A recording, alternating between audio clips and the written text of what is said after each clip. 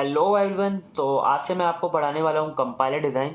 तो इस वीडियो में मैं आपको पूरी यूनिट 1 पढ़ाऊँगा। ये मैंने आप यहाँ पर सारे के सारे टॉपिक लिख रखे हैं यूनिट 1 के। यही सारे टॉपिक्स हैं यूनिट 1 में। अगर आप ये सारे कर लेते हो तो आपकी यूनिट 1 पूरी कवर हो जाएगी।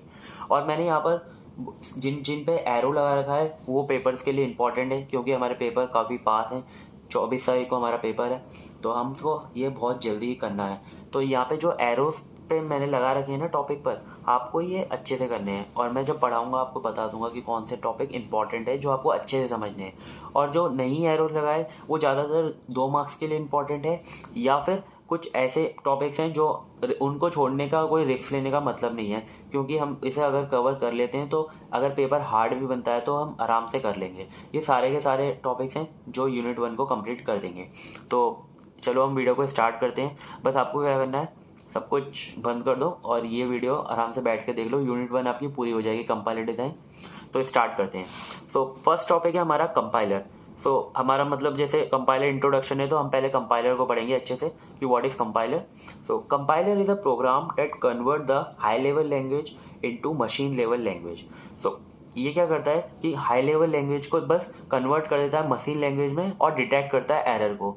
सो बेसिकली बस ये 2 लाइन की डेफिनेशन आपको लिखनी है और ये डायग्राम बना देना है आपको। तो ये ज़्यादातर 2 नंबर में आता है what is compiler. So high level language यहाँ पर आपको, और बीच में compiler report errors to user and machine language. So this is all about compiler.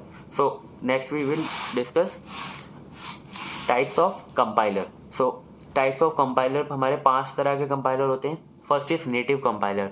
So native compiler क्या होता है, यहाँ पे मैंने ब्रैकेट में लिख रखा है सेम मशीन, यानी कि जो कोड होगा वो सेम मशीन पर ही रन होगा। और सेकंड होता है हमारा cross compiler. So cross compiler क्या होता है कि हमारा जो कोड है वो एक मशीन पर हम लिखते हैं और दूसरी मशीन पे वो रन हो सकता है। जैसे कि अगर हमने जो कोड है हमारा वो हमने एक मशीन ए पर हमने वो बनाया है और वो मशीन बी पर भी रन हो रहा है, तो वो हमारा एक क्रॉस कंपाइलर हो गया।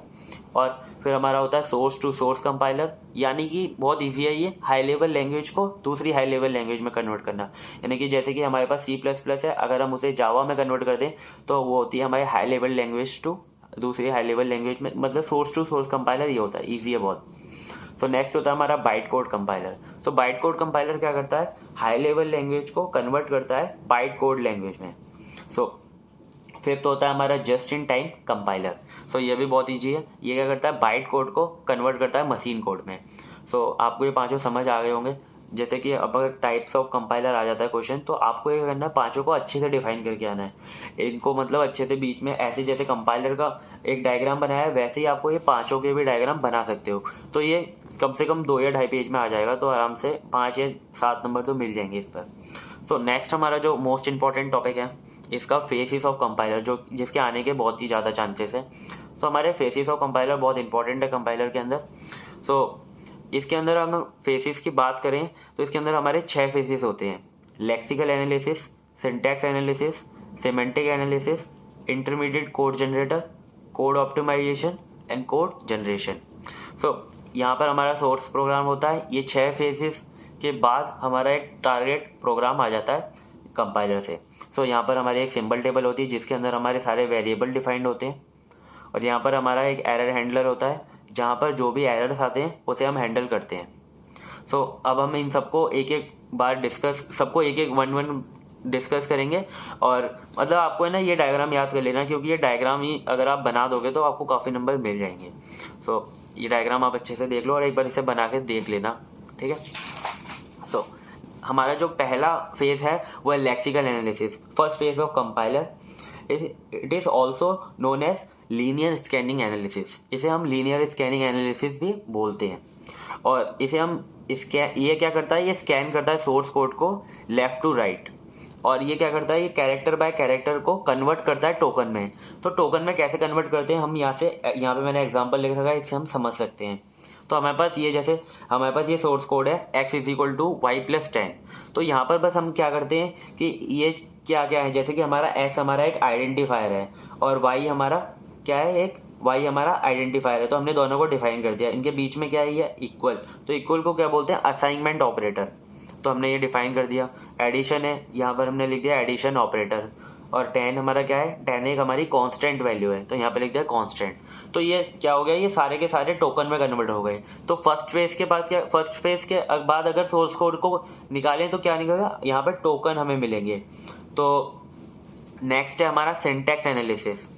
सिंटैक्स एनालिसिस क्या करता है, ये पार्सर के नाम से भी जाना जाता है। तो इसमें क्या करते हैं, हम पार्स ट्री को बनाते हैं। तो parse tree is constructed using tokens. तो फर्स्ट फेज के बाद हमें टोकन मिलेंगे, उन टोकन से हम पार्स ट्री बनाएंगे। तो कैसे बनाते हैं आप देख सकते हो, यहाँ पर हमें ये टोकन मिले हैं, इन टोकन से हम ये पार्स ट्री बनाएंगे। तो पार्स ट्री हमने मतलब अपने 4th या 3rd सेम में भी बनाया है। जैसे कि हमारा जो पार्स ट्री होती है वो कैसे होता है कि जैसे हमारे पास ये है, तो यहाँ पे जो हमारी इक्वल है वो सबसे ऊपर आएगा, और फिर x, फिर यहाँ पे प्लस, देन y एंड 10। तो ये आपको बनाना आता होगा, बहुत ईजी है। सो नेक्स्ट है हमारा सिमेंटिक एनालिसिस।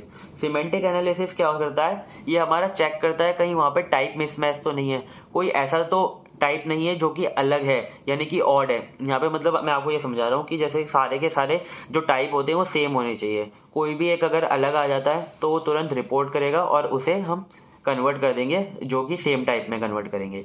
जैसे कि यहाँ पर आप एग्जांपल में देखो, फ्लोट, इंट, फ्लोट। तो यहाँ पे जो हमारा इंट है वो ऑड है यानी कि अलग है इन सब से। तो हम यहाँ पे क्या करेंगे, इंट को एक्स को कन्वर्ट करेंगे इंट से फ्लोट में।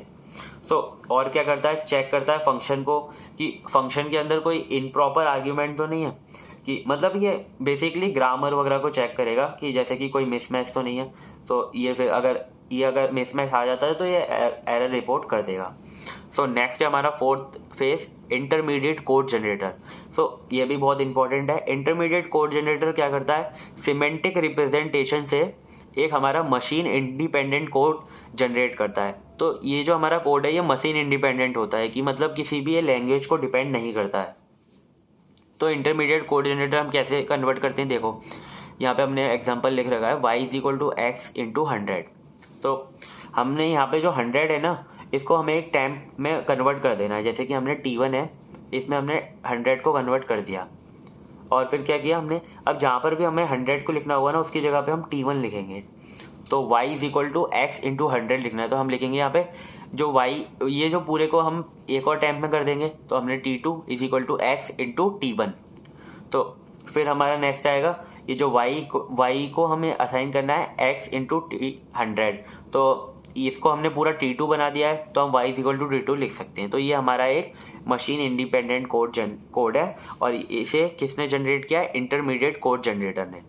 तो हमें यहाँ पे 4 फेज कंप्लीट हो गए। आई होप आपको ये समझ आ गया होगा। तो नेक्स्ट हमारा है कोड ऑप्टिमाइजेशन। कोड ऑप्टिमाइजेशन हमारा एक ऑप्शनल फेज है, यानी कि हम मतलब इसे यूज़ करें या ना करें कोई इतना मतलब फ़र्क नहीं पड़ेगा, लेकिन अगर जब जहाँ बड़े बड़े प्रोग्राम आते हैं वहाँ पर हमें इसे यूज़ करना पड़ता है, क्योंकि ये क्या करता है, ये हमारे जो प्रोग्राम है ना उसकी एग्जीक्यूशन स्पीड को इंक्रीज़ करता है। क्योंकि ये क्या करेगा, रिमूव करेगा अननेसेसरी कोड लाइन्स को, और क्या करेगा, अरेंज करेगा सीक्वेंस ऑफ स्टेटमेंट्स को। तो इससे क्या होता है कि हमारी जो मेमोरी होती है वो थोड़ी कम यूज़ होती है इसमें। तो जैसे कि हमने यहाँ पे 4 लाइन ऑफ कोड लिख रखा है, तो इस कोड में क्या है, a is equal to 10 and b is equal to c into 10। तो यहाँ पर हमें a इज इक्वल टू 10 को डिफाइन करने की कोई ज़रूरत थी नहीं, हम यहाँ पे डायरेक्ट 10 भी लिख सकते हैं एज अ कॉन्स्टेंट। तो यहाँ पे ये क्या करेगा, इस वाली लाइन को रिमूव कर देगा और डायरेक्ट c इंटू 10 लिख देगा। और फिर यहाँ पे क्या है, d is equal to e plus b और f is equal to d। यहाँ पे हम f को यहाँ पे हम डायरेक्ट भी लिख सकते हैं, ये वाली जो d है इसे हमें चाहिए ही नहीं, तो हम इस वाली d को हटा देंगे और f is equal to e plus b. तो यहाँ से क्या होगा, 2 लाइन हमारी हट गई। तो ये आपको समझ आ रहा होगा। तो मूव करते हैं नेक्स्ट पे। लास्ट हमारा जो फाइनल फेज होता है कंपाइलर का, वो होता है हमारा कोड जनरेशन। कोड जनरेशन क्या होता है, कोड जनरेशन में हम टारगेट कोड को जनरेट करते हैं। तो इसमें हमें टारगेट कोड मिल जाता है, इसके अंदर ये जो हमारा सोर्स कोड है a is equal to b plus 10, तो ये हमारा एग्जाम्पल है, ये हमें मिलता है, ये हमारा टारगेट कोड है। तो ये मैंने यहाँ पे लिख रखे हैं क्योंकि जिससे आपको समझ में आ जाए यहाँ पे हो क्या रहा है। तो ये हमारे R1 R2 क्या है, ये हमारे रजिस्टर हैं। तो ये क्या करेगा, पहले मूव करेगा 10 को R1 में। तो ये वाली जो 10 था वो एक R1 में चले गया, एक रजिस्टर में। फिर दूसरे B को हमने मूव किया R2 में, तो ये दूसरे में रजिस्टर में चले गया। अब हमें क्या करना है, इन दोनों को ऐड करना है। तो ऐड R1 एंड R2। तो यहाँ पे क्या होगा, R1 प्लस R2, और ये किसके अंदर चले जाएंगे, ये हमारे स्टोर हो जाएंगे R1 के अंदर। तो ये हमारे थर्ड तक समझ में आ गया। फिर क्या करना है, हमें ए के अंदर इसे स्टोर करना है। तो ये कहाँ पर स्टोर है, अभी हमारा R1 में है। तो हम क्या करेंगे, मूव करेंगे R1 को ए में। तो ये हमारा कोड जनरेशन हो गया। तो कभी कभी क्या होता है कि आपको एक स्टेटमेंट दे दी जाती है और बोला जाता है कि मतलब कि हर फेसेस से आपको बताना है कि वो कैसे कैसे जनरेट हुआ। पहले आपको फर्स्ट फेज में आपको बताना पड़ेगा ये टोकन बन गया, फिर पार्सर पार्स ट्री आपको बनाना पड़ेगा, फिर आपको ये चेक करना पड़ेगा कोई मिसमैच तो नहीं है, फिर इंटरमीडिएट कोड जनरेट करना पड़ेगा, फिर कोड ऑप्टिमाइजेशन और यहाँ पे कोड जनरेशन। तो मैंने आपको सारे में एक एक एग्जांपल दे दिया है, आप जनरेट कर पाओगे कोई भी अगर आती है आपको इक्वेशन वगैरह तो अभी हमारे 2 पॉइंट और रह गए जो कि हमारे सिंबल टेबल और एरर हैंडलर हैं।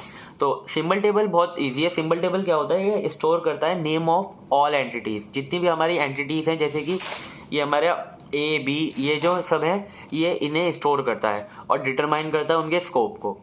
तो आपको समझ आ गया हो सिंबल टेबल। तो होता है हमारा एरर हैंडलर। एरर हैंडलर क्या करता है, एरर हैंडलर हमारा डिटेक्ट करता है एरर को और फिर उसे रिपोर्ट करता है यूज़र को, और फिर क्या करता है, फिर कुछ रिकवरी स्ट्रेटेजीज बनाता है कि उन एरर से हम कैसे बच सकें या फिर उन्हें कैसे सही कर सकें। तो जैसे कि कुछ एरर्स कैसे होते हैं, एग्जांपल मिसिंग सेमीकोलन। सेमीकोलन बहुत ज़्यादा प्रोग्रामर्स भूलते हैं। और जैसे कि अगर हम वेरिएबल की वैल्यू दे रहे हैं लेकिन हमने वेरिएबल को डिफाइन ही नहीं किया है, तो वो भी एक एरर है। तो एक हमारा सिंटैक्स एरर हो गया, ऐसे एरर आते हैं। तो ये हमारे सारे फेसेस हो गए। अगर आप ये सारे समझ गए हो ना तो आप आराम से लिख दोगे, पूरे 10 मार्क्स में आएगा ये फेसेस। तो ये यूनिट 1 से बहुत इंपॉर्टेंट टॉपिक था। फिर आएगा हमारा कंपाइलर पासेस। कंपाइलर पासेस हमारा ज़्यादातर आपको 2 मार्क्स में मिलेगा या फिर किसी क्वेश्चन के साथ आपको मिल जाएगा 5 मार्क्स में। तो ये आपको अच्छे से एक्सप्लेन करना है। मैं आपको ये इसका ओवरव्यू दे दूंगा, आपको अच्छे से बस अपने आप ही लिखना है इसे। तो compiler passes. In a implementation of compiler, one or more phases are combined into a module called a pass. तो देखो यहाँ पर जैसे कि हमारे पास ये 6 फेसेस हैं, अगर हम इन 2 फेसेस को मिलाकर एक फेस बना दें तो उसे हम कहेंगे पास। और अगर हम इन 6 के 6 फेसेस को हम एक ही में कन्वर्ट कर दें तो उसे हम कहेंगे सिंगल पास कंपाइलर। और अगर हम इन दो को फिर इन 2 को यानी कि 3 पास बना दें तो वो होगा हमारा मल्टी पास कंपाइलर। तो यही मैंने यहाँ पे लिख रखा है, बहुत इजी टॉपिक है। सिंगल पास कंपाइलर क्या होता है, all faces in one pass. जितने भी फेसेस हैं हम उनको कन्वर्ट कर देते हैं एक पास के अंदर। तो इसका एग्जांपल है हमारे पास पास्कल कंपाइलर। तो पास्कल एक हमारी लैंग्वेज है जो कंपाइलर यूज करती है सिंगल पास कंपाइलर। सो हमारा नेक्स्ट है multi pass compiler. Multi pass compiler क्या होता है, ये faces divided into more than one pass. अगर उसके अंदर जो एक से ज़्यादा पास होते हैं तो हमारा होता है मल्टी पास कंपाइलर। तो इसका एग्जांपल है हमारा C++ कंपाइलर। तो ये आपको समझ आ गया होगा। अगर नहीं आया ना समझ तो मेरे को बता देना कि मतलब मैं नेक्स्ट वीडियो जो बनाऊंगा यूनिट 2 की उसे और अच्छे से एक्सप्लेन करने की कोशिश करूंगा अगर आपको ये नहीं समझ आ रहा है तो। सो नेक्स्ट हमारा बूटस्ट्रैपिंग। बूटस्ट्रैपिंग हमारा बहुत इंपॉर्टेंट टॉपिक है। तो देखो पहला हमारा इंपॉर्टेंट टॉपिक था फेसेस ऑफ कंपाइलर, अब है हमारा बूटस्ट्रैपिंग दूसरा इंपॉर्टेंट टॉपिक। तो इसे आपको अच्छे से समझना है। बूटस्ट्रैपिंग क्या होता है, किसी भी कंपाइलर को अगर हम बनाते हैं तो उस प्रोसेस को हम बूटस्ट्रैपिंग कहते हैं। कभी भी हम किसी कंपाइलर को बना रहे हैं तो हम बूटस्ट्रैपिंग का यूज करते हैं। तो बूटस्ट्रैपिंग देखो, bootstrapping is widely used in compilation development. जब भी हम कंपाइलेशन डेवलपमेंट करते हैं यानी कि कंपाइलर को बनाते हैं तो हम बूटस्ट्रैपिंग को यूज करते हैं। तो bootstrapping is a process to create a new compiler. It is also use to create a cross compiler. ये क्रॉस कंपाइलर को बनाने में भी हेल्प करता है। तो क्रॉस कंपाइलर क्या होता है, it is a compiler which is capable for creating executable code which may run on other platform also as well as which the compiler is running.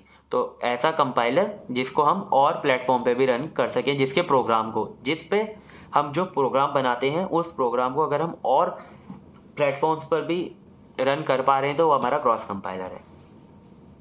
A compiler can be characterized by 3 languages. So compiler हमारा जो होता है वो 3 languages में होता है। जैसे कि हमारे होता है पहला सोर्स लैंग्वेज, जिस लैंग्वेज को हमें कन्वर्ट करना होता है, और टारगेट लैंग्वेज जिस लैंग्वेज में हमें सोर्स लैंग्वेज को कन्वर्ट करना है, और इम्प्लीमेंटेड लैंग्वेज ये नया है। देखो इम्प्लीमेंटेड लैंग्वेज क्या होता है, इम्प्लीमेंटेड लैंग्वेज वो होता है जिससे कि हमारा जो कंपाइलर है वो डिज़ाइन हुआ है। तो हमारा जो कंपाइलर है वो भी एक प्रोग्राम है, compiler is a program. So program क्या होता है, प्रोग्राम भी किसी लैंग्वेज से बनाया होता है, तो वो लैंग्वेज जो है वो लैंग्वेज होती है हमारी इम्प्लीमेंटेड लैंग्वेज। सो यहाँ पे हमारा टी डायग्राम है, टी डायग्राम होता है हमारा, इन तीनों को अगर हम डिफाइन करें इस डायग्राम में, तो जैसे कि हमें यहाँ पे लिखना होती है सोर्स लैंग्वेज, यहाँ पे हम जो भी हमारी सोर्स लैंग्वेज हम यहाँ लिखेंगे, जैसे कि अगर सी है या C++ है जो भी है, और यहाँ पे हमारा जो टारगेट कोड होता है उसे हम यहाँ पे लिखते हैं टारगेट लैंग्वेज को, और यहाँ पर हम लिखते हैं इम्प्लीमेंटेड लैंग्वेज जिससे कि कंपाइलर बनाया हुआ है। तो यही होता है हमारा बूटस्ट्रैपिंग। और बूटस्ट्रैपिंग में आपको क्रॉस कंपाइलर क्रिएट करने या फिर वो आता है, तो आपको वो क्या करना है, आपको गूगल वगैरह पे से देख लेना, क्योंकि अगर उसके स्टेप में यहाँ पे समझाऊंगा तो काफ़ी बड़ी वीडियो ये हो जाएगी। तो मैंने आपको बूटस्ट्रैपिंग समझा दी है। बूटस्ट्रैपिंग आपको मतलब ओवरव्यू मिल गया होगा बूटस्ट्रैपिंग का। तो नेक्स्ट हम मूव करते हैं फाइनाइट स्टेट मशीन पे। तो ये भी इंपॉर्टेंट टॉपिक है, कभी कभी थ्योरी में आ जाता है और कभी कभी आपको ये डिज़ाइन करने के लिए भी दे देते हैं कि आपको ये क्वेश्चन दी होगी उसका DFA या NFA बनाने में बोलते हैं। सो फाइनाइट स्टेट मशीन हमारा ये फाइनाइट ऑटोमेटा ही होता है, जो कि आपने थ्योरी ऑफ कंप्यूटेशन में पढ़ा था TOC में। तो ये क्या होता है, it is use to recognize pattern. जो इसके अंदर हम एक इनपुट स्ट्रिंग देते हैं, जो हम इनपुट स्ट्रिंग को हमारी जो मशीन होती है उसमें हम रिकॉग्नाइज करते हैं, यानी कि मैच कराते हैं। अगर वो मैच हो जाती है तो हमें आउटपुट देगी एक्सेप्ट, वरना वो रिजेक्ट। तो इसके अंदर दो स्टेट होते हैं, एक्सेप्ट और रिजेक्ट। अगर स्ट्रिंग हमारी मैच हो जाती है तो हमें आउटपुट देती है एक्सेप्ट, अदरवाइज रिजेक्ट आउटपुट आता है।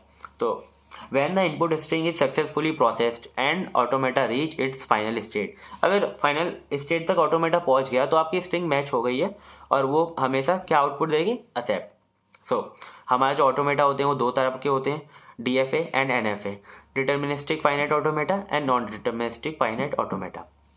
डिटर्मिनिस्टिक फाइनाइट ऑटोमेटा, दोस्तों डिटर्मिनिस्टिक फाइनाइट ऑटोमेटा ये हमारा पहला टाइप है फाइनाइट ऑटोमेटा का। There is only one path for specific input from current state to next state. इसमें क्या होगा कि हमारी जो करंट स्टेट होगी उससे सिर्फ एक ही पाथ होगा किसी भी इनपुट का नेक्स्ट स्टेट के लिए। अब हम इसे डिफाइन कैसे करते हैं, इसके अंदर 5 टपल्स होती हैं। इसे जैसे हम डिफाइन कर सकते हैं Q, ये हमारा होता है सिग्मा, थीटा और Q0 और F। अब इसके अंदर ये जो 5 टपल होती हैं क्या क्या डिफाइन करती हैं वो हम देखते हैं। सो Q जो है वो a finite set of states, ये हमारी जो स्टेट्स होती हैं उनका सेट होता है। और हमारा जो ये सिग्मा है ये स्टेट सेट होता है हमारा इनपुट सिंबल्स का, जो भी हमारी इनपुट सिंबल्स होती हैं वो, जैसे कि इसमें ज़्यादातर इनपुट सिंबल 1 A B या फिर 0 ये सब होती हैं। और फाइनाइट सेट स्टेट्स यानी कि Q1 Q2 ये सब। और Q0 हमारा इनिशियल स्टेट होता है, जो भी हमारा पहला स्टेट होता है वो हमारा Q1 होता है। और F होता है हमारा फाइनल स्टेट। फाइनल स्टेट को हम डबल सर्कल से डिनोट करते हैं। और हमारा ये जो होता है थीटा, ये होता है हमारा ट्रांजिशन फंक्शन। सो इसके अंदर जो भी हमारी ट्रांजिशन होने वाली है वो डिफाइन होती है। सो यहाँ पर हमारे पास एग्जाम्पल है DFA का, DFA starting with A over with A और B। सो यहाँ पे क्या है, हमें एक ऐसा DFA डिज़ाइन करना है जिसके स्टार्टिंग में A हो और बाद में A और B कुछ भी हो सकता है। सो देखो यहाँ पे हमारा Q0 हमारे पास इनिशियल स्टेट है, यहाँ पर हमने ये वाला एरो लगाया क्योंकि ये इनिशियल स्टेट है।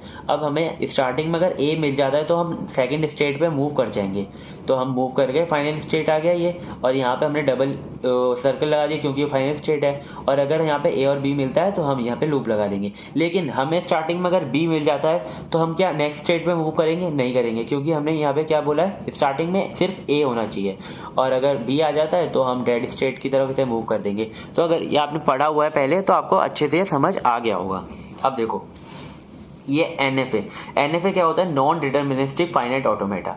It is used to translate the any number of state for a particular input. So ये क्या करता है NFA मतलब इससे DFA की तरह ही होता है, लेकिन इसके अंदर कुछ अलग चीज़ें होती हैं। जैसे कि ये क्या करता है, ये एक्सेप्ट करता है नल मूव को। नल मूव से क्या होता है कि अगर इसके अंदर कोई चेंजेस ना भी हो तो वो चेंज कर देगा स्टेट को।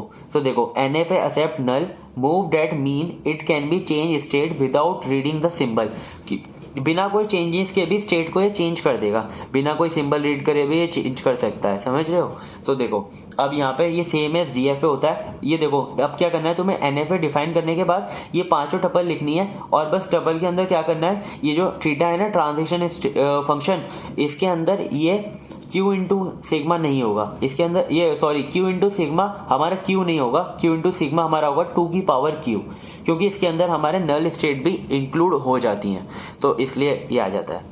ठीक है, NFA आपको समझ आ गया होगा, DFA भी समझ आ गया। अब हम NFA का एक एग्जांपल देख लेते हैं जिससे कि और क्लियर हो जाएगा आपको NFA।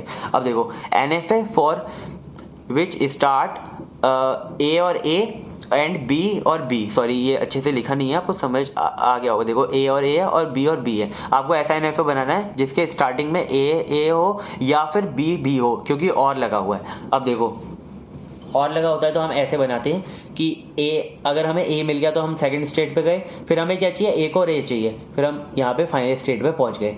अगर हमें B मिल जाता है तो हम ये वाली स्टेट पे गए, और अगर हमें एक और B मिल जाता है तो हम फाइनल स्टेट पे गए, क्योंकि और लगा हुआ है। और ये NFA आपको समझ आ गया होगा। आपको क्या करना है, आपको ये NFA और DFA देखने के बाद आपको कुछ NFA और DFA एक बार प्रैक्टिस भी कर लेने, क्योंकि कभी कभी ऐसा भी होता है कि आपको NFA और DFA भी क्वेश्चन में आ जाते हैं, क्योंकि ये फाइनाइट ऑटोमेटा पूछ लिया और उसके साथ एक क्वेश्चन भी दे दिया कि आपको ये वाला NFA या DFA डिजाइन करना है। फिर उसके बाद है हमारी रेगुलर एक्सप्रेशन। देखो रेगुलर एक्सप्रेशन हमारे ज़्यादातर ऐसा भी होता है कि क्वेश्चन रेगुलर एक्सप्रेशन के साथ कुछ और भी पूछा होता है, जैसे कि इसके फीचर्स पूछ सकते हैं या फिर रेगुलर सेट पूछ सकते हैं। रेगुलर एक्सप्रेशन हमारा आगे भी यूज होगा, जैसे कि हमारा लेक्स और याक में भी यूज होता है। अब देखो रेगुलर एक्सप्रेशन में आपको समझाता हूँ, अच्छे से समझ में आ जाएगा।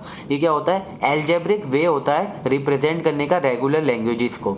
अब देखो ये जो हमारा रेगुलर एक्सप्रेशन है ये होता है algebraic way to representing the regular languages. Regular languages कौन सी होती हैं, जो एक्सेप्ट होती हैं फाइनाइट ऑटोमेटा के थ्रू। अब देखो हम रेगुलर एक्सप्रेशन के हम फीचर्स देखेंगे, क्योंकि ये बहुत इंपॉर्टेंट है, ये तीनों आपको पता होनी चाहिए। कभी भी रेगुलर एक्सप्रेशन आए तो आपको ये तीनों जरूर लिख कर आने। अब देखो ऑल द टर्मिनल्स, यानी कि जो कांस्टेंट होते हैं और empty string and null set, ये तीनों जो होते हैं हमेशा ये रेगुलर एक्सप्रेशन होते हैं। ठीक है, ये पहला हमारी प्रॉपर्टी। ठीक है, सेकंड है हमारी if R1 and R2 are regular expression. अगर R1 एंड R2 अगर हमारे रेगुलर एक्सप्रेशन हैं तो हमारा जो R1 और R2 का यूनियन होगा वो भी रेगुलर एक्सप्रेशन होगा। ठीक है, आपको समझ आ गया होगा। अब ये दो प्रॉपर्टी हो गई। अब थर्ड है हमारी इफ R1 इज R, मतलब रेगुलर एक्सप्रेशन है हमारा R, तो क्या होगा कि हमारा जो R का जो क्लीन क्लोजर होगा, ये जो हमारा क्लोजर होता है ये भी रेगुलर एक्सप्रेशन होगा।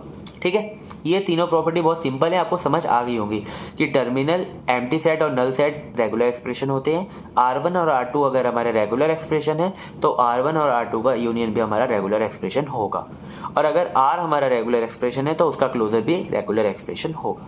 बहुत इजी है। अब हमारा रेगुलर सेट होता है, रेगुलर सेट हमारा यूज होता है रिप्रेजेंट करने के लिए वैल्यू ऑफ रेगुलर एक्सप्रेशन। अब देखो रेगुलर एक्सप्रेशन में वैल्यू हम रेगुलर सेट में कैसे डिफाइन करते हैं। अब देखो अगर यहाँ पर हमारा सिंपल a है तो हम रेगुलर सेट में कैसे डिफाइन करेंगे, a डिफाइन कर देंगे। अगर a प्लस b है तो a कॉमा b डिफाइन कर देंगे। अगर a b है तो a भी ऐसा ही रहेगा। लेकिन ये क्लोजर में देखो आप, a के ऊपर अगर क्लोजर लगा हुआ है तो ये इसके अंदर एक नल सेट भी आएगा, a भी आएगा, और ये आगे बढ़ता रहेगा, यानी कि ये इनफाइनाइट जाएगा। बहुत सारे इसके अंदर सेट होंगे, इनफाइनाइट सेट होंगे। अगर इसके ऊपर भी क्लोजर लगा हुआ है a प्लस b तो बस ये प्लस हट जाएगा, कॉमा आ जाएगा, और a b की जितनी भी स्ट्रिंग होगी इसके अंदर होंगी क्लोजर के अंदर। ठीक है, तो आपको समझ आ गया होगा ये कैसे करते हैं, आपको ये लिख कर आना है बस एग्जाम में। ठीक है, फिर है हमारा ऑप्टिमाइजेशन ऑफ DFA। अब देखो ऑप्टिमाइजेशन ऑफ DFA काफ़ी बड़ा टॉपिक है और आपने ये TOC में कर भी रखा है, इसलिए मैंने ये करवाया नहीं है, और मैं आपको ये रेफर कर रहा हूँ। ये वाली वीडियो ब्रेवी लर्निंग की है, वीडियो नंबर 6, आपको थ्योरी ऑफ ऑटोमेटा की उनकी प्लेलिस्ट में मिल जाएगी, काफ़ी सही उन्होंने पढ़ा रखा है, आप यहाँ से पढ़ सकते हो। ठीक है, अब हमारा जो बहुत इंपॉर्टेंट टॉपिक है ये कंपाइलर डिज़ाइन की यूनिट 1 का, वो मैं आपको बताने वाला हूँ। देखो लेक्सिकल एनालाइजर जनरेटर, इसको हम कहते हैं लेक्स। ये बहुत बार पूछा जाता है एग्जाम में और इसको लेकर बहुत लोग कंफ्यूज रहते हैं ये क्या है, लेकिन मैं आपको इसे बहुत इजी वे में समझा दूंगा और आपको बता भी दूंगा इसे कैसे लिख कर आना है। काफ़ी मतलब काफ़ी कम कंटेंट आपको समझना है और उसे अच्छे से लिख कर आना है। कैसे, मैं बताता हूँ। देखो,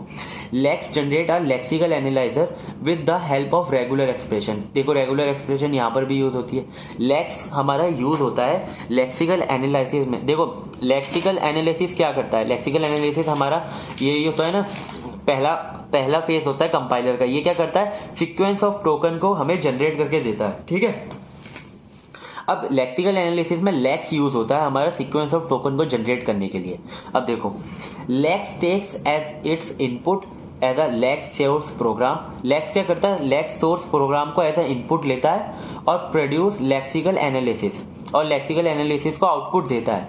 अब देखो, ये जो है ना हमारे 3 स्टेप, इससे आपको पूरा लेक्स समझ में आ जाएगा आराम से। अब देखो, हमारे पास क्या होता है? लेक्स सोर्स प्रोग्राम होता है। लेक्स सोर्स प्रोग्राम का जो एक्सटेंशन होता है वो होता है .l, ठीक है। और ये हम लेक्स जो प्रोग्राम होता है हम इसे डालते हैं लेक्स कंपाइलर के अंदर। लेक्स कंपाइलर के अंदर हम इनपुट देंगे तो हमें ये एक C लैंग्वेज कोड देगा विद एक्सटेंशन .yy.c, ठीक है। अब देखो, ये हमारा पहला वाला क्लियर हो गया कि हमारे पास लेक्स सोर्स प्रोग्राम था जिसे हमने लेक्स कंपाइलर के अंदर इनपुट किया और उसने हमें एक C लैंग्वेज कोड आउटपुट में दिया।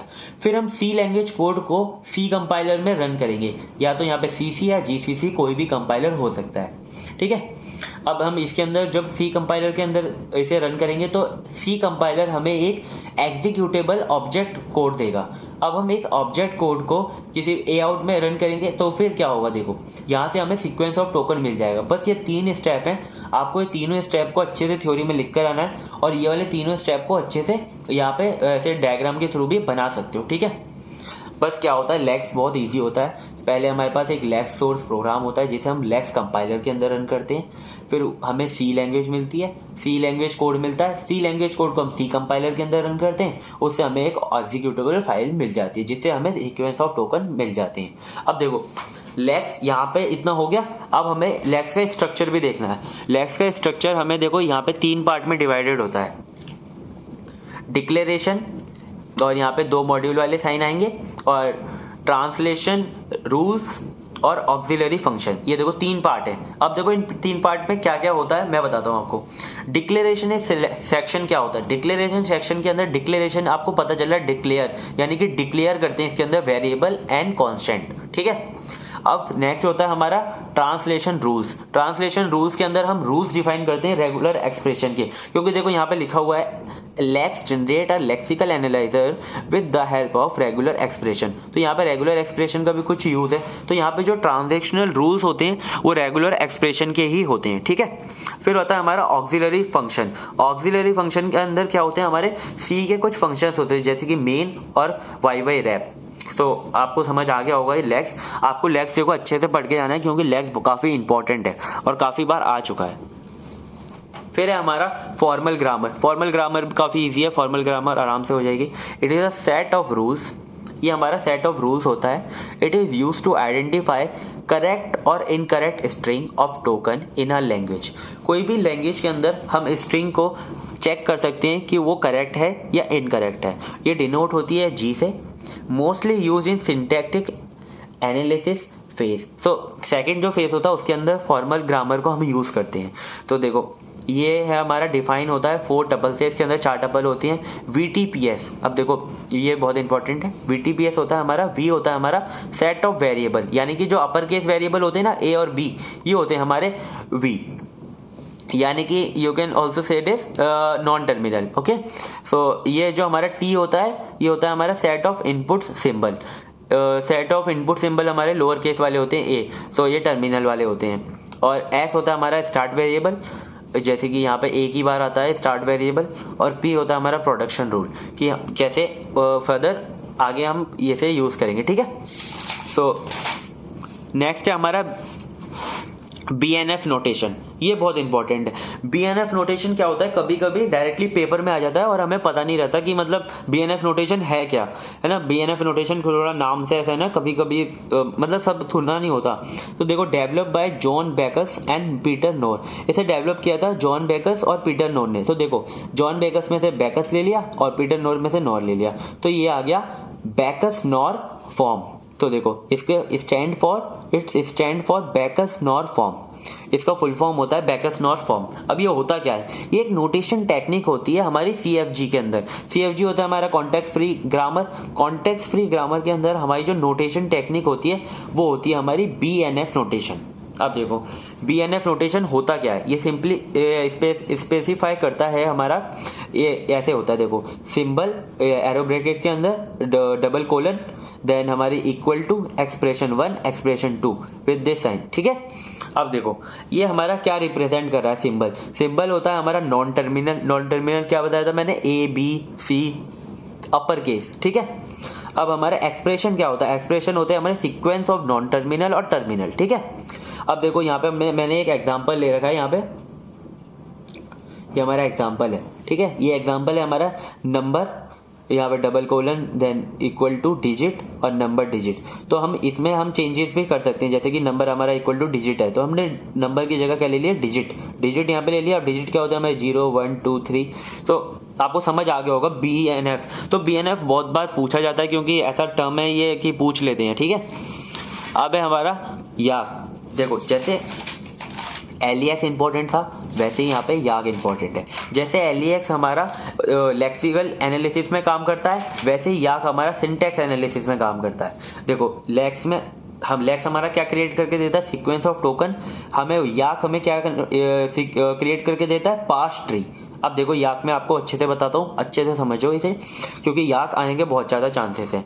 याक होता है YACC, stand for yet another compiler.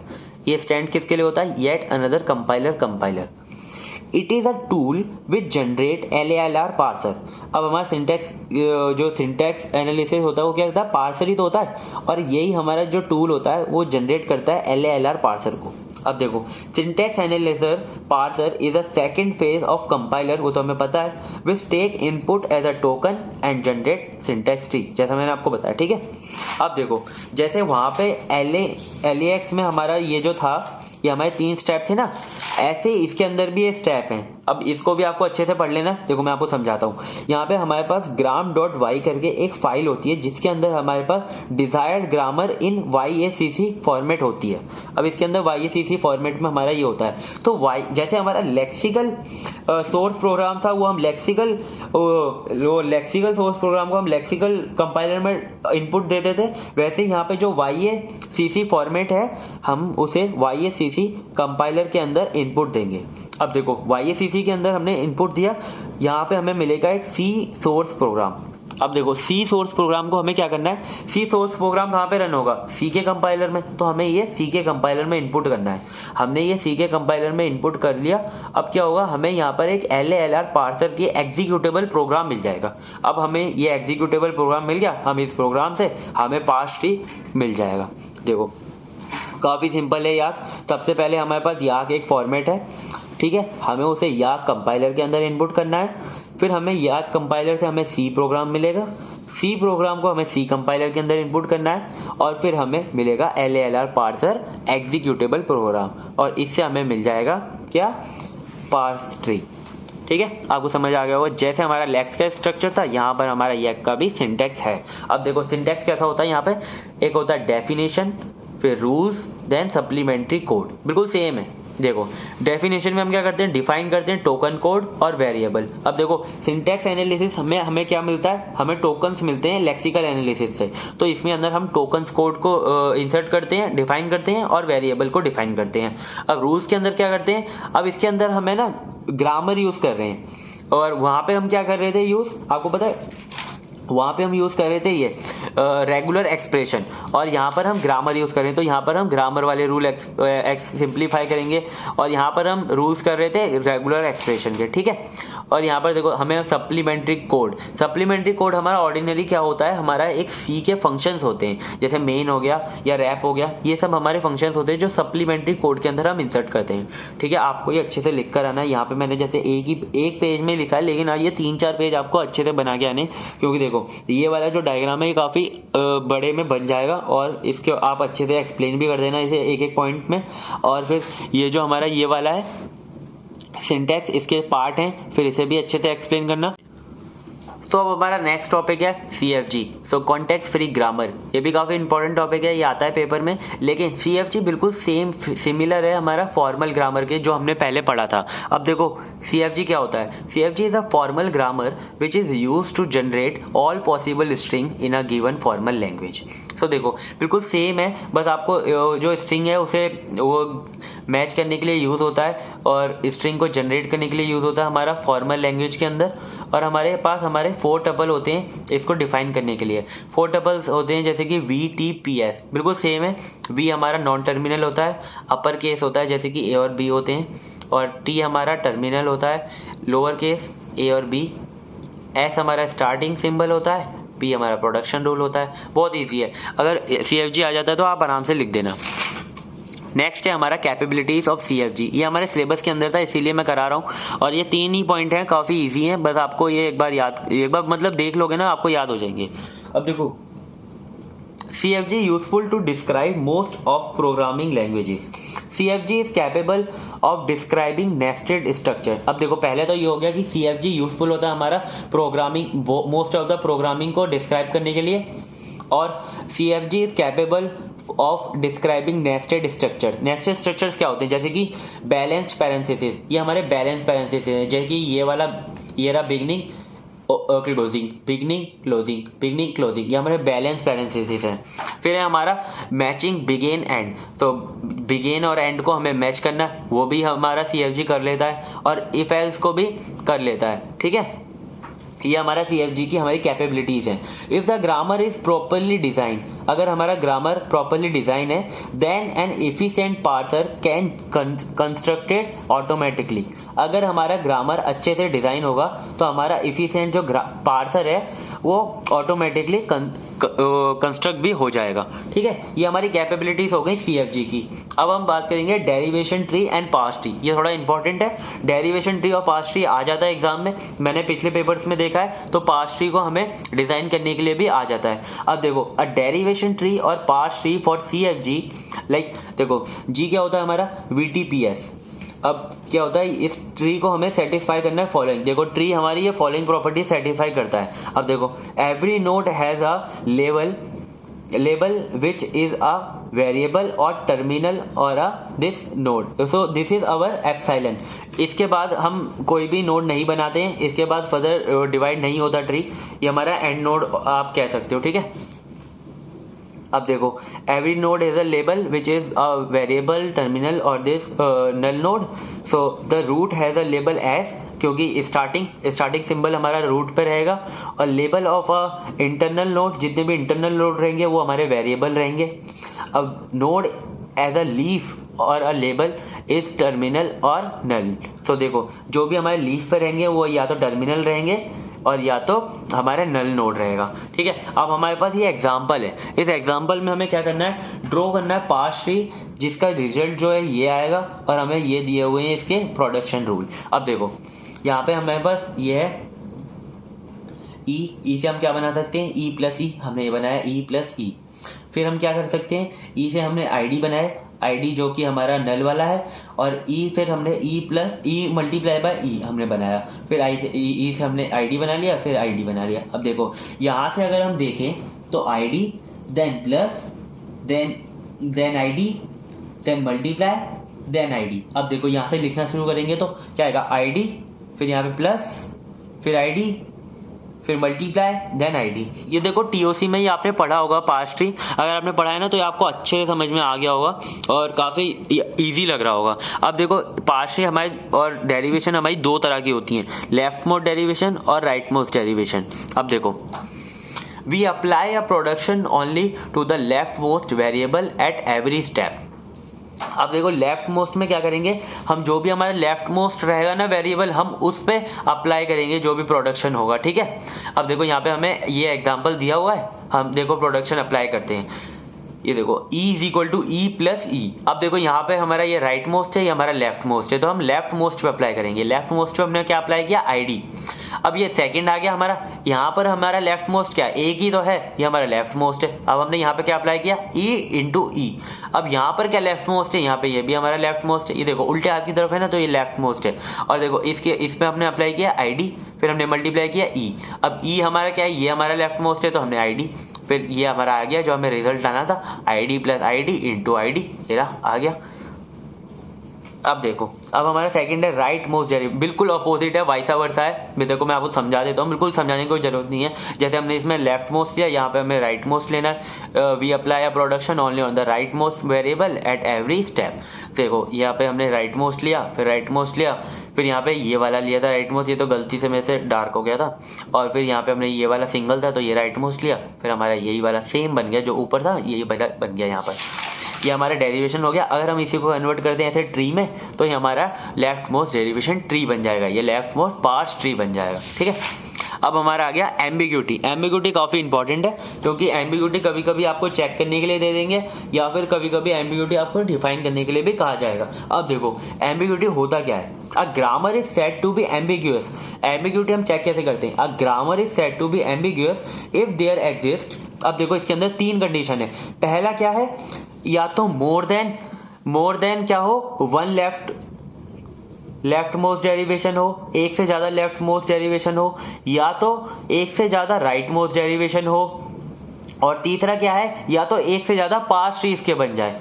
अब देखो, अब हमें ना अगर ये अगर कोई भी एक फॉलो कर जाती तो एम्बिग्यूअस होगा, या तो लेफ्ट मोस्ट डेरिवेशन एक से ज्यादा हो, या तो राइट मोस्ट डेरिवेशन एक से ज्यादा हो, या एक से ज्यादा पास्ट ट्री हो, तो हमारा एम्बिग्यूअस होगा वो ग्रामर। अगर वो एम्बिग्यूअस नहीं है तो वो अनएम्बिग्यूअस होगा। अब यहाँ पर हमारे एग्जांपल है, ये हमें चेक करना है कि एम्बिग्यूअस है कि नहीं। अब देखो इसका हमने ये वाला ट्री बनाया, इसका हमने ये ट्री बनाया। अब देखो ये दोनों अलग अलग ट्री हैं, लेकिन एक ही ग्रामर के हैं, तो ये क्या है, एम्बिग्यूअस, क्योंकि एक से ज्यादा पास्ट ट्री बन रहे हैं। तो the given grammar is ambiguous. तो यहाँ पर हमारी यूनिट 1 होती है कंप्लीट। यहाँ पर हमने सारे के सारे टॉपिक कंप्लीट कर दिए हैं। अब देखो यहाँ पर आप चेक कर सकते हो, मैंने सारे के सारे टॉपिक कंप्लीट कर दिए हैं। अब क्या चेक करिए यार, भरोसा तो है ही है।